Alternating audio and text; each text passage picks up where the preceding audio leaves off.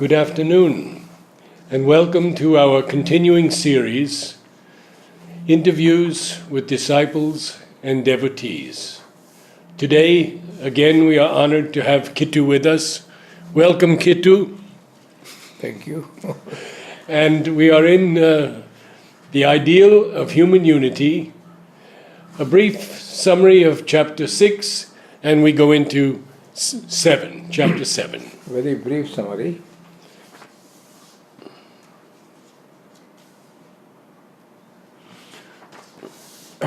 Very briefly, to put it this way, the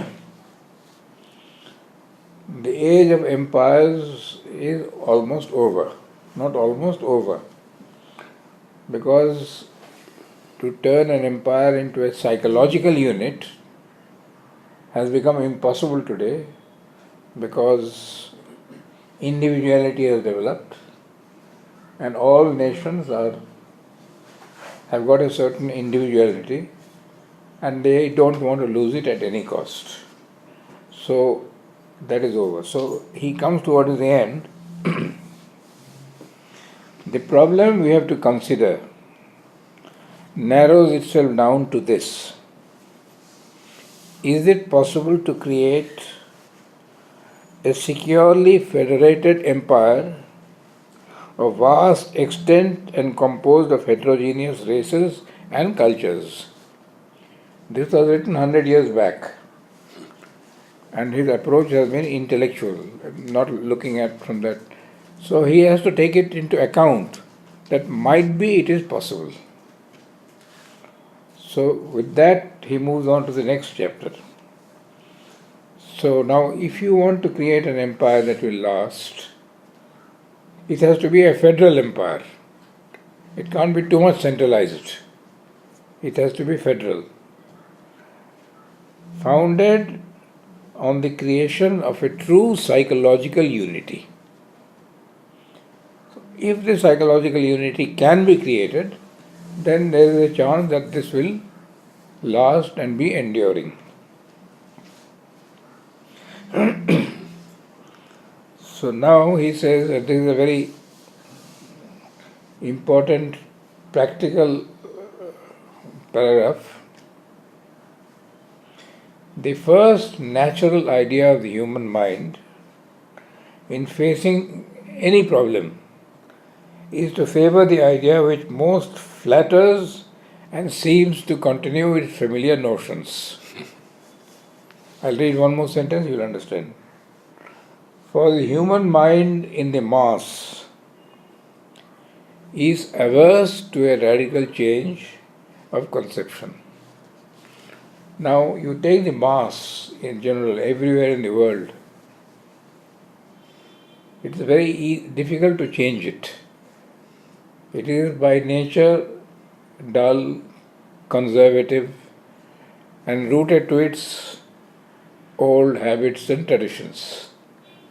I have no objection to traditions, but you accept a tradition after the thinking process. Then you accept something and reject something.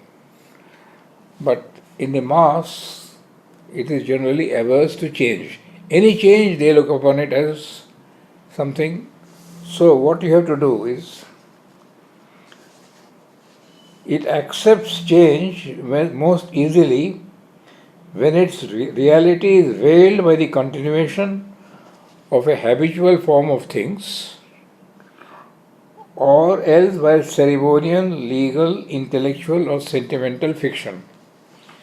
So it accepts change when it does not feel that it is drastic. It might be drastic.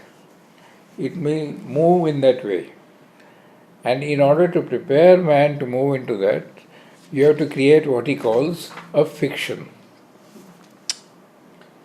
Now this is very important. I think most of us are living on fictions. We believe without having known, analyzed, studied, and possibly experienced. You ask almost any Indian, He will tell you that Ramakrishna was a very great saint. On what basis? He has not read anything of Ramakrishna. He knows nothing of the background. But this idea has been created. It's a kind of fiction, right? Now, if you had gone there and studied and appreciated his life and might be had experiences, you are on solid ground. Very important for all of us. Is Sri Aurobindo spiritually developed? I want to ask Fiction you, or a reality? let me ask you this first. You have said that we are all living in a fiction. In some areas. In some areas. Not all. And what about faith? Faith is very useful, but ultimately faith has to become a reality. You can't go on saying, I have faith, I have faith, I have faith. That faith has to be translated into some kind of experience or any level, right? Yes. And then it becomes knowledge, right? So until that portion is done, and if you want to sell an idea, fiction. All advertisement is nothing else but a fiction.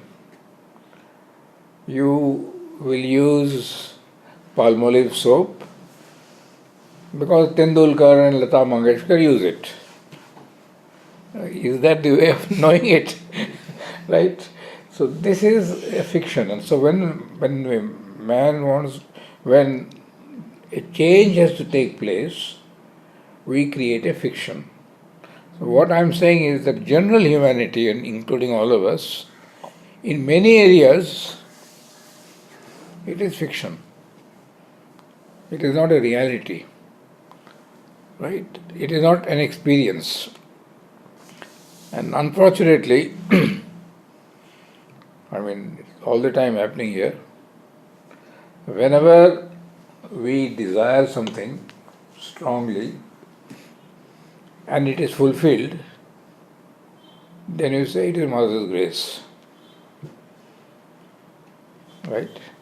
And there is somewhere a comment where Mother says that it is good to have faith, but it could be coincidence. And Sri Aurobindo, in his own humorous way, I have recounted this, I'll recount it once more.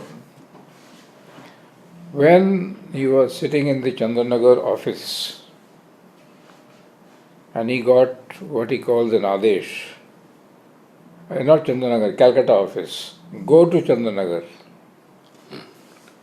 Within 10 minutes, with one little bag, a few books and one set of clothes, he walked straight to the Ganges river. Now, Sri Aurobindo was a very important person in politics. He was associated with terrorism, according to them. So they used to always keep spies around him to watch every movement of his. That day, nobody watched him. He walked straight to the ghat in 10 minutes, went into the boat, went to Chandanagar, and nobody in Calcutta knew where he had gone, disappeared. So Nirodha said in the evening talks, so surely this is an example of divine grace. So Sri Aurobindo, look at his humor.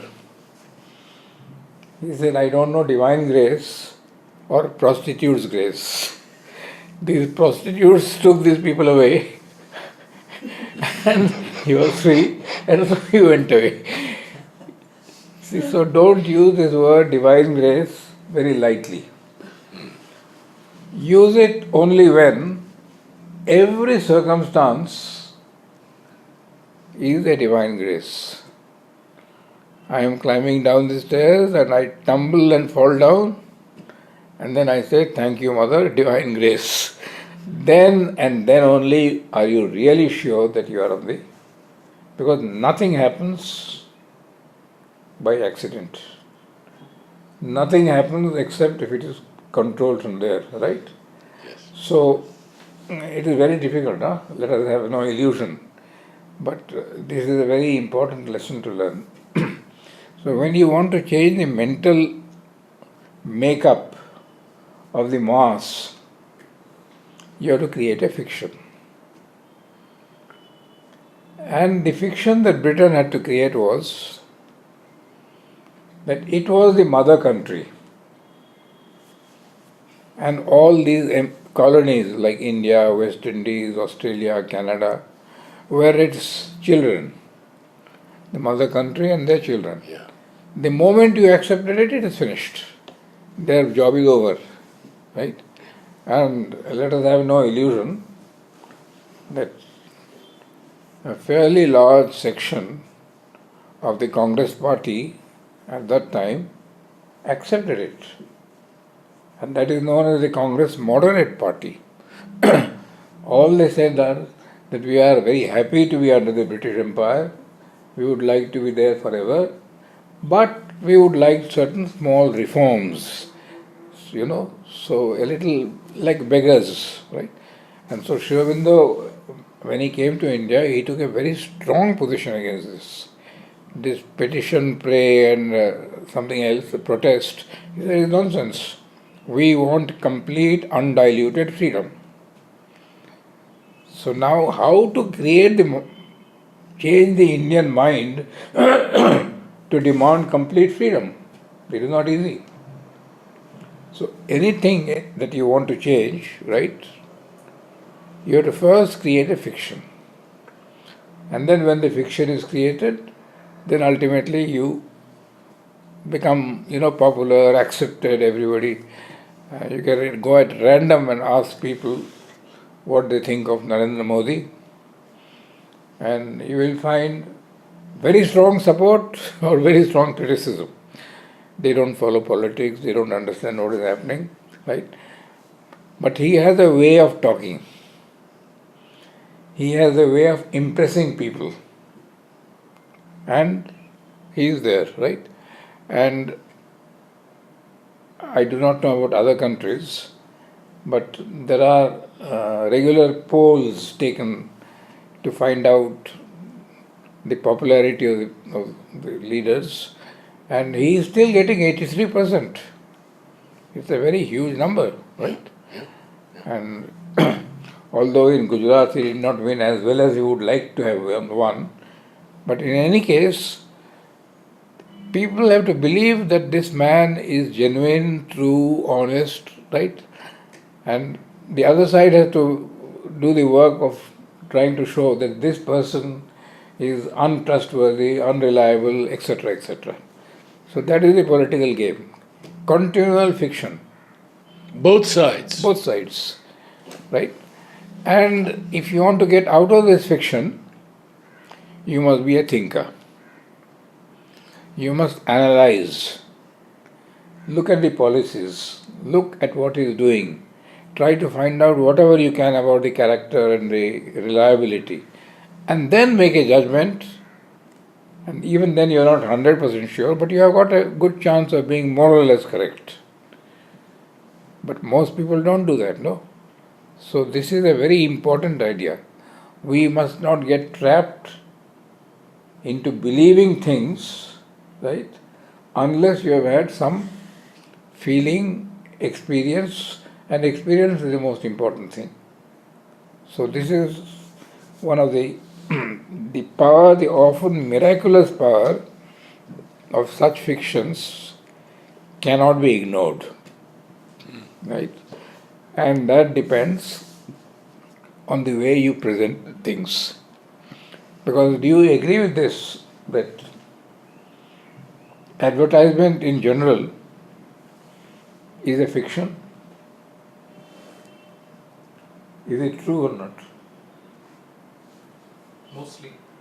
Because if it was not a fiction, then I wouldn't bring in Tendulkar and Lata Mangeshkar and famous people. I'll say this toothpaste is good because of the following qualities, right? and it is better than the other one because of the following qualities. But here, your thinking is taught, oh, Tendulkar is using it, so then I must use it, etc., etc. You see? So this is a very important idea that much of humanity, except when you become a thinker, you accept fictions quite easily. But today it has become much more difficult. So now what he is doing is, we were speaking about how an empire which is heterogeneous, made up of many different cultures, races, and types, can be brought into a psychological unity. But now he is shifting. Same problem in a nation. Because no nation today, even when this book was written, was homogeneous. It was made up of very different groups, which ultimately merged and created what is known as the psychological unity. And so he is now giving you the example of Great Britain. So he says the instance most before our eyes, both of the successfully evolved composite or heterogeneous nation and of the fortunately evolving heterogeneous empire. At that time it was reasonably good because the large number of Indians were in favor of the British Empire. It was slowly, little by little, that the whole thing changed. So he says the British Empire has been composed of an English-speaking Anglo-Norman England, a Welsh-speaking Cymric Wales, a half-Saxon, half-Gaelic English-speaking Scotland, and very imperfectly, very partially of a Gaelic Ireland. So these are four distinct groups with a mainly Anglo-Scotch colony that held it indeed by force, but was never able to compel a true union. These were held at the beginning by force, but gradually a true union. Ireland was until recently the element of failure in this unity. And that he has given that the reason was the brutality which they used against the Irish. The more you are cultured, the more you are developed, the more you are individualized, and the more difficult it is to put you under pressure. And this was a terrible miscalculation by Great Britain, that they put tremendous pressure upon the Irish. The result was exactly the opposite of what they wanted. And so even today, Southern Ireland is separate, right? Northern Ireland has more or less come around. Now But isn't that because of religion also? Because of the? Is that not because of religion also? Partly. But here, as he gives the example, that when there was a famine, which was artificially created, they exploited that famine to the maximum. Now, when you are suffering and somebody takes advantage of you, how can you expect that unity with that person? That was the potato famine. That was the? Potato famine. I don't remember exactly. It might be. I know it. See, now this paragraph is very important. In building up her human aggregates, nature has followed in general principle the same law that she observes in other aggregates. First, she has provided a natural body. Next, a common life and vital interest for the constituents of the body. Last, a conscious mind or sense of unity and a central governing organ through which that common ego sense can realize itself and act. Have you got this clearly or not? First is the natural body, physical structure. Next is a common life and vital interest, which is essentially economical. And thirdly, a central governing organ which represents your sense of your ego sense, right? Now, if any of these are lacking, the unity is under threat. You see, when Pakistan was created in 1947, Pakistan was two parts. The West Pakistan, East Pakistan, separated by more than 1,000 miles. And when the Indian ambassador or whoever it was went to America, to Russia, and wanted to was being for his swearing in, and at the same time the Pakistani chap also came. So he asked Pakistan, how on earth are you one country when you are separated by 1,000 miles? Right? This itself is a real problem, no? So that is why it is very important to have a piece of land which is, one. Not that it is absolute, but it is a very important fact. Second, there must be a common life and vital interest for the constituents of the body. The main element of vital interest is economics. Now, if one part of India is suffering from famine or suffering from a cyclone or a tsunami, and the center says you can go to hell, you manage by yourself, they will naturally ask the question, why on earth should we stay as part of India? Inevitable or not? So that is the second thing that has to be taken care of.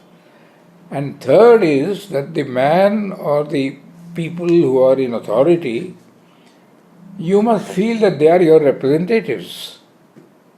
That ego sense, that pride, that he is our man, he is our representative, right? And that is extremely important in order to create, an aggregate which is united. So he is explaining this. There must be in our ordinary process either a common bond of descent, race, or past association that will enable like to adhere to like and distinguish itself from unlike, and a common habitation. A country so disposed that all who inhabit within its natural boundaries are under a sort of geographical necessity to unite. This morning, a French lady entered our guest house. She has been coming regularly. And she says, by your look, although you speak very good French with me, I know straight away that you are Indian. Simply by the physical look. That means we have something of a distinction in appearance from others. Is it true? Anmol? Yes. I think foreigners will realize that more. For you it is so familiar. Is that true to a certain extent? Not absolute truth, but to a certain extent. Yes or no? Yes. Luba? Yes. You? So now this is very important. Huh? So, in earlier times, when communities were less firmly rooted to the soil, that means they were like nomads, that didn't matter so much. Because today you are here, tomorrow you are there, day after tomorrow you are there, right? But today you are all settled in one place. And very honestly, by the look of some things of a person, the nodding of their head, I can tell you straight away that he is a Tamilian or he is a Telugu. The nodding of the head of the North Indians are slightly different, right? So if you observe a little, if you ask me to define it, I can't, but I can perceive it. So that is one thing. So in order that this may impose itself, there must be a force, a considerable force of this second natural condition. What is it? A necessity of economic unity or habit of common substance, of common sustenance, and a necessity of political unity or habit of common vital organization for survival. So again, economics plays an extremely important part in uniting an aggregate. Right? Everywhere, even in a small institution, if you are deprived of your economic necessities, inevitably there is going to be a kind of revolt or reaction. And the ashram is a very good example where whatever you might be doing, your economic needs are all met. You are given a house, you are giving clothing, you are giving food, you are giving medical treatment, irrespective of what you are, whether you are liked or you are not liked. That's a very strong bonding of unity. There might be other areas where you have very strong differences, but this is extremely important. But if on this you attack, then it can become very serious. Same thing for a nation. When a nation is in trouble, you see, today Narendra Modi is in Kerala. Why did he come to Kerala? Because there was a terrific cyclone which hit the coast of Kerala and certain other parts. Now, he had to show that he cares for them. He came down, he has satisfied them by giving, or he has given them 324 crores. I don't know whether they are satisfied or not, but it is a very clear sign that he has helped them and that he cares for them because you are part of India. So this is a very important thing. This economic functioning must be done. And in order that this second condition may fulfill itself in complete force, there must be nothing to depress or destroy the third in its creation or continuance. The third is that sense that the Prime Minister or the head is the representative of us.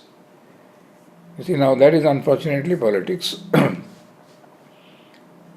One party is trying to show very clearly that Narendra Modi is not representative of India. In fact, today itself, after the Gujarat loss, they said he might have won, but morally we have won, because he is not a true representative of India. They are trying to sow the image, right? Now, this is extremely crucial, because if that image is created, then he becomes weaker politically. So, three things are needed. One, common land to inhabit. Second, a certain amount of economic interchange and dependence. And third, your ego sense must be fulfilled by having somebody who is your representative in a certain sense. If you feel that, then the physical aggregate, the community is more or less safe. It's very important. Then where is the fiction? No, the fiction is how much do we know of those people at the top? We believe. That is why it is fiction. Now that believing is an act of faith and might be also an act of observing and seeing very clearly what he is doing. You see, when you say that there is a party which says that although we have lost the election, we have won morally, because that gentleman is not the representative of the nation, what are they trying to do? Undermine. They are trying to say that he is not truly Indian. He is not representative of India. We are representative of India, although we have lost. Correct. Now, it might give them satisfaction, but the point is that the power will still remain with those who are in. Yeah. Right. Now, this is trying to create an image. And I don't know how successful they are, but that is the whole game of politics, because politics is 80% image. And the hard reality is much less. For that you have to be close to politics, you have to understand, you have to see his policies, etc., etc. And that is a very important judgment also, because for the next voting, you have to be very deliberate and careful that you vote the right man, no? For the good of the country. Formerly, when there was a king or someone who was lasting 10, 20 years, 30 years, your opinion was of no value. But now it has become of value, at least once in 4 years or once in 5 years. Right? So now if Trump seeks for election, I got a letter today, he has no chance at all. Right? So, but for 4 years he is more or less secure. Unless the impeachment process which they have started now, the Democrats have started talking about it at least. If that takes place, then he is gone. Right? So anyway, the important thing is that these three conditions have to be satisfied. A piece of land which belongs to you, an economic stability and interdependence, and your ego sense has to be fulfilled by having a representative of that. Right. So the piece of land is also cultural. It is. It has culture. It Yes. might have a lot of culture. It certainly influences also the culture, because depending on the type of climate and weather and all that, you will find your dress, your habits, your food, even your music might be slightly different. All right? So now he is coming back to England. And he is explaining that the geographical necessity of union was more or less present. First of all, it was an island. And being an island, it was all quite compact, right? That was the second thing. The second thing was that the economic unity was created more or less by seeing that all the different parts, Wales, Scotland, etc., were given a reasonable amount of satisfaction. The only failure was, he says, Ireland, where he explains, in the first place, the economic life and prosperity of Ireland were deliberately crushed in the interests of British trade and commerce. So when for your own trade and commerce, you crush another part of your own nation, naturally it tends to become separate. And this was long before Christianity established itself. Then afterwards, when Christianity established itself, England became Protestant, but Southern Ireland became Catholic. Right? So these three ideas are very important. All that he is trying to say is that it's a heterogeneous unit, even the nation. And like the empire, the problem on a slightly reduced scale is exactly the same. To bring all these heterogeneous parts into a kind of unity, for which you need three factors which are very helpful.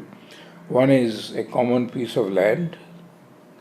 Second is the economic interests are taken care of. And third is the sense of pride, that ego sense is satisfied by a leader or leaders who when I say leader or leaders, it can be many, because if it is a big country, then there are smaller states, but that person must represent you. And on the whole, England succeeded, except in the case of Ireland. And and that is the main reason why Ireland became completely separate. And might be that was the reason why they preferred to become Catholic rather than Protestant. Might be. One cannot be sure. Yeah. So basically this is the idea, right? So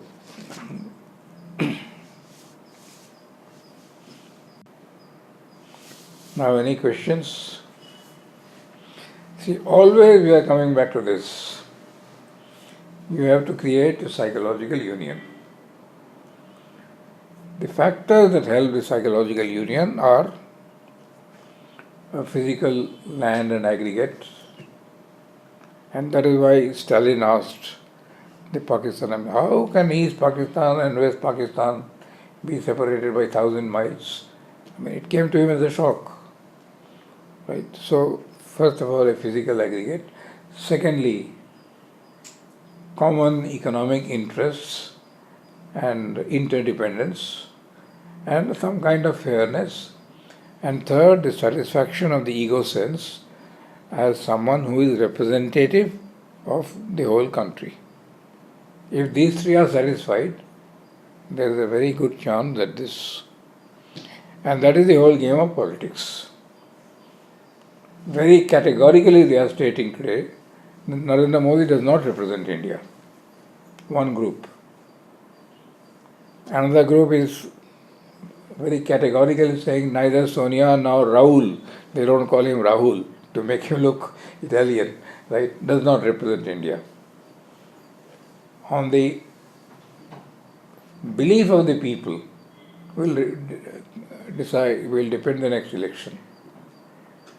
2019 elections are coming. The people have to make a choice. So this party is trying to say he is not representative of India. They are trying to say we are a true representative of India. And it is a little easier for Narendra Modi because after all she is an Italian. And that makes it a little more difficult. See, the same problem took place here. Sri Aurobindo's own brother left Pondicherry because mother was French. Many disciples or devotees of Sri Aurobindo walked out of this place because they couldn't accept mother. Yesterday I got a call from London. Sri Aurobindo, mother is great but I don't accept her. I said, then you don't accept Sri Aurobindo also. I was a little blunt, but what to do? Thank you, Kittu.